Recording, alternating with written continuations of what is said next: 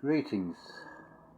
I just been listening to the video from Amanda Ellis talking about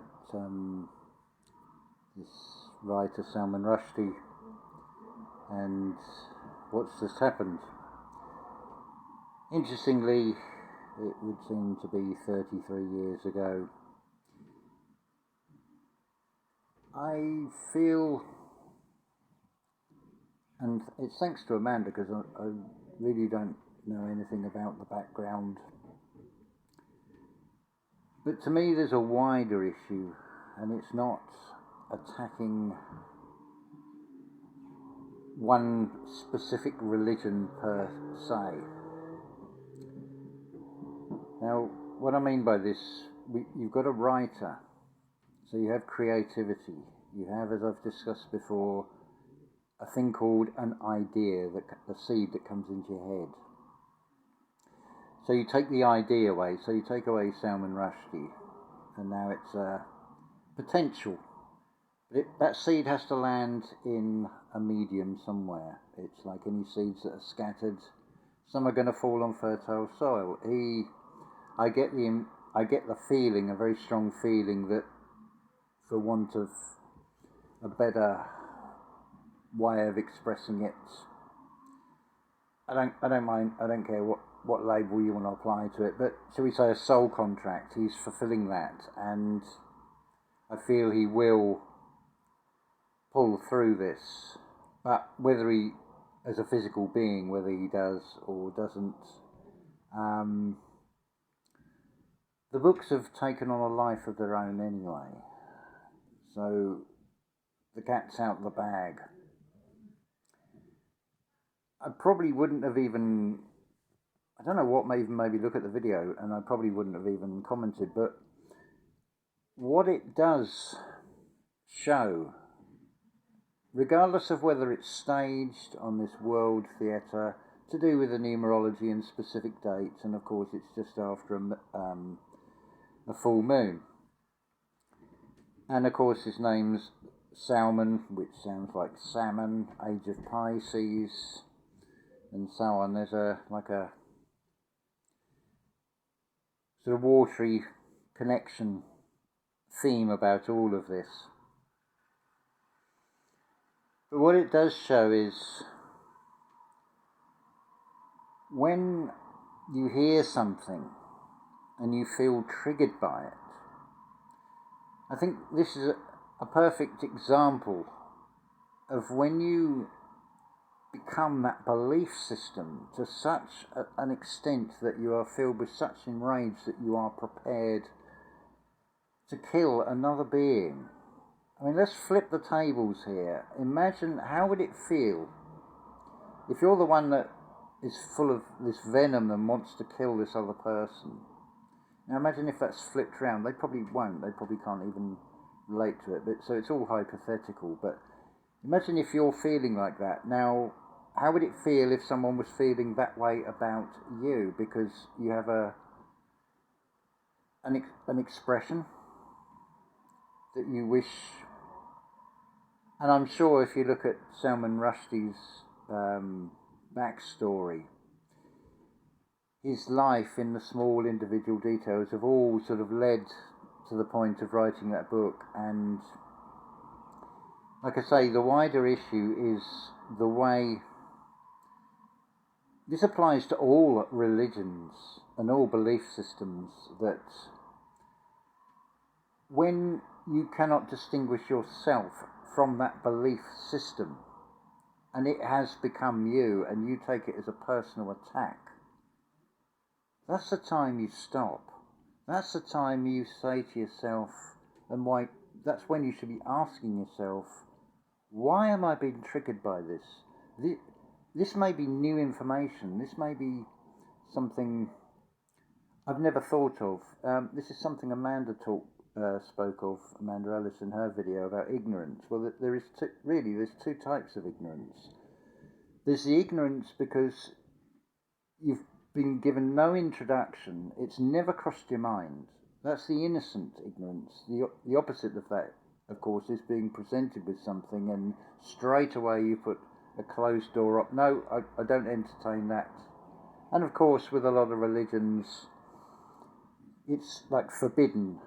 It becomes a control system. It constricts and ties you because you can't question this, because if you look at that, it's from the devil.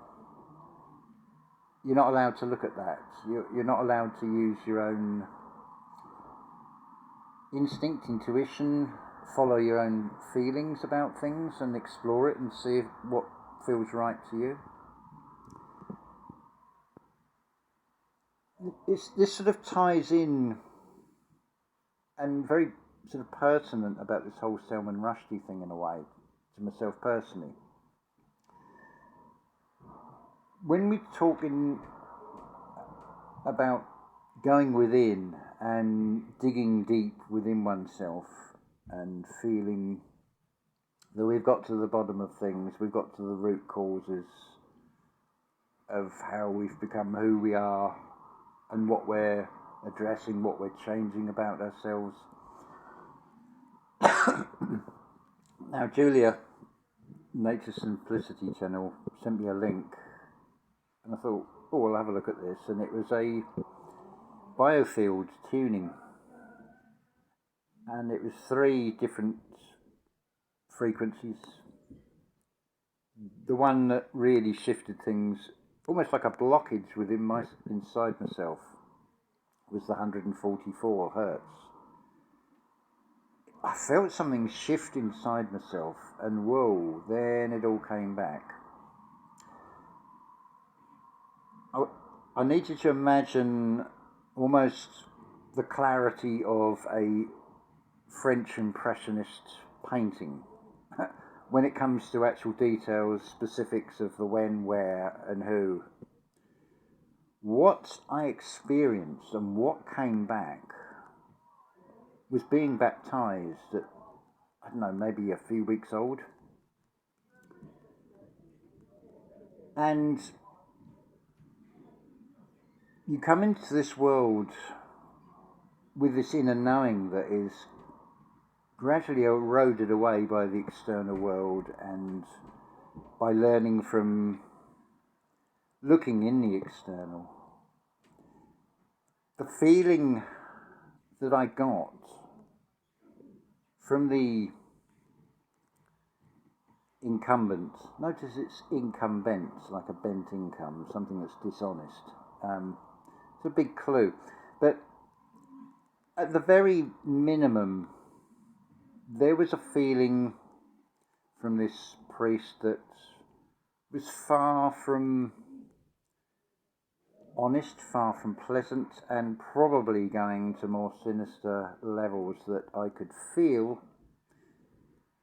I couldn't express in words, obviously. There's this feeling of, I've done this before, I'm in one of these human bodies again, but at a few weeks old, I haven't really mastered this new body, and what are these things? These are hands. But you look at babies, they chew on their hands, and they're exploring, they're mastering dexterity, as it were, to cope in the external world. But what also comes with that is a feeling of being sold, of being betrayed.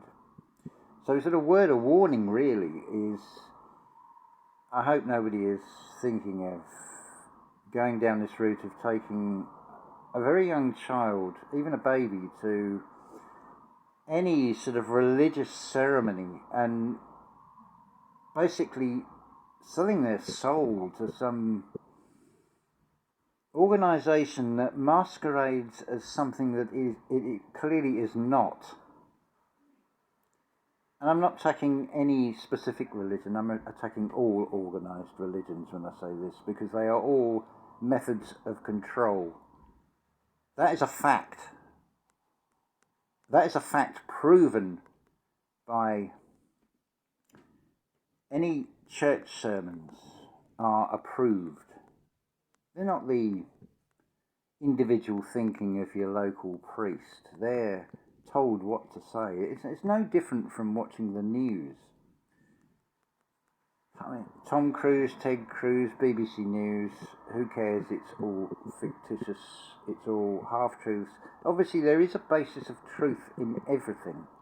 In every religion, there has to be enough of a lure to get people in, that things that, yeah, on the surface, they look really good. But once you get beyond that superficial level,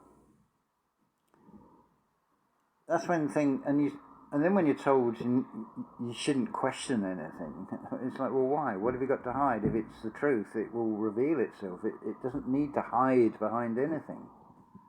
The truth is what you feel inside yourself.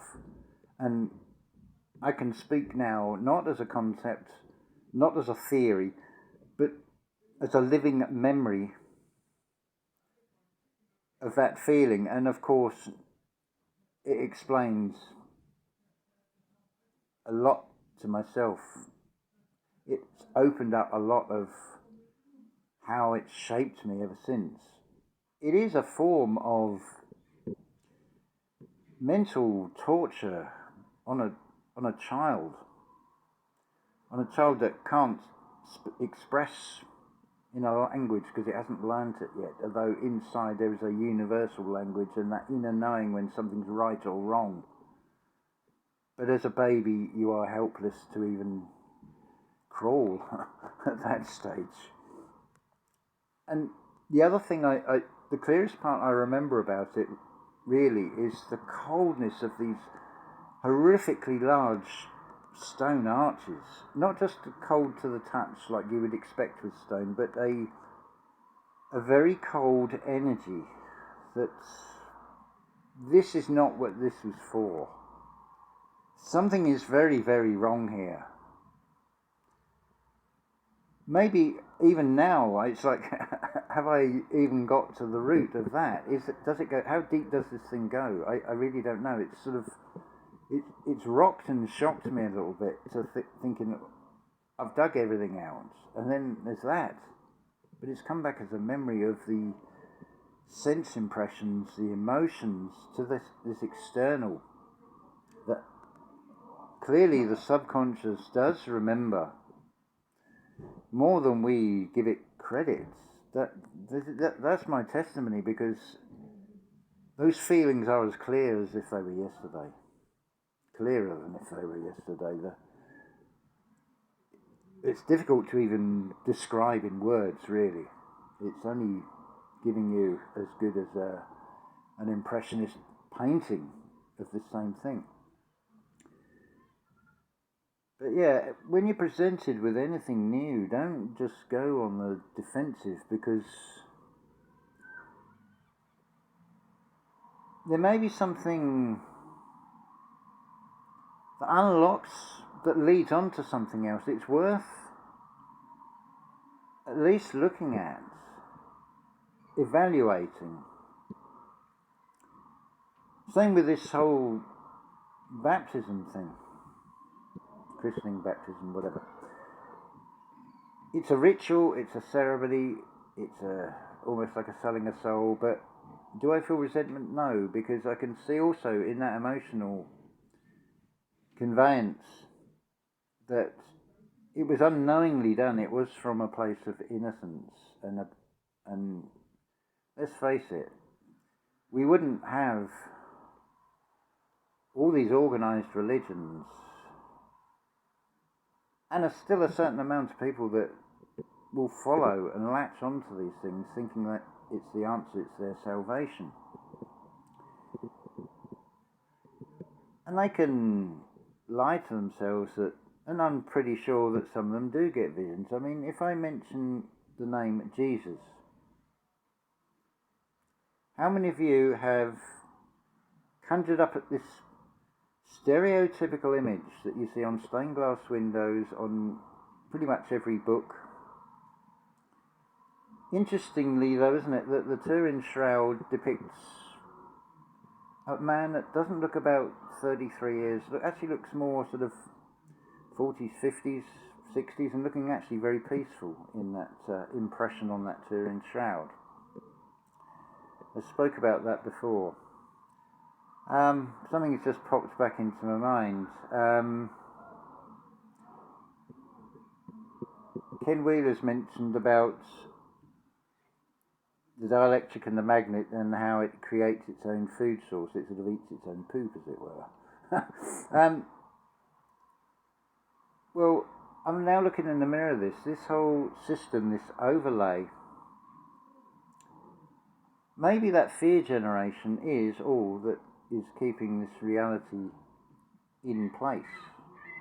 Maybe it does all fall away and that veil drops. Certainly, if everybody stopped participating in it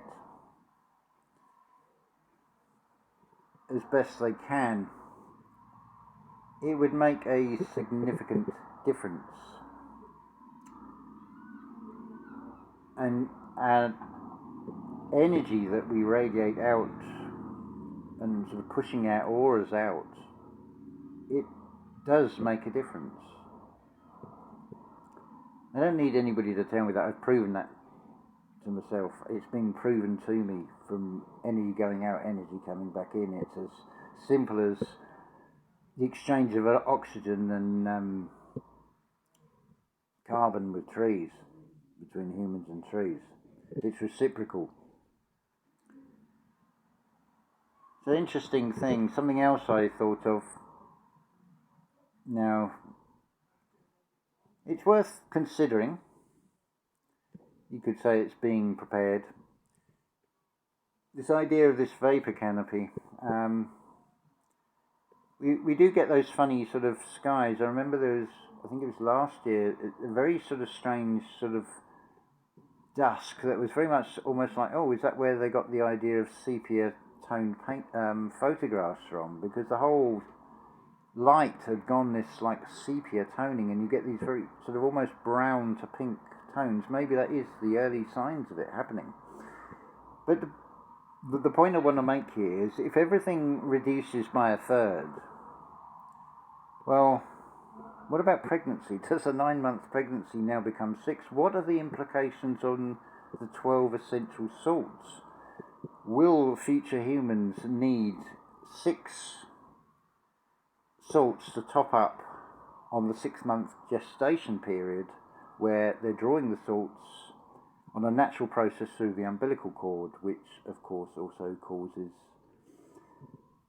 the multitude of cravings pregnant women get for all these strange things, sensations, smells, tastes. And it does all tie in with the astrology. It's something worth looking at just from that point of view. I mean, the system has used this as with a product, a yeast extract called Marmite in the UK. You love it or you hate it. And of course, I would say, if you're around the sort of Taurus, Aries, Taurus, Gemini birth period, that you'll probably be more deficient in that. I forget even the name of the salt, but if you're more sort of Scorpio, Sagittarius, the sort of opposites on the astrology, you're probably quite,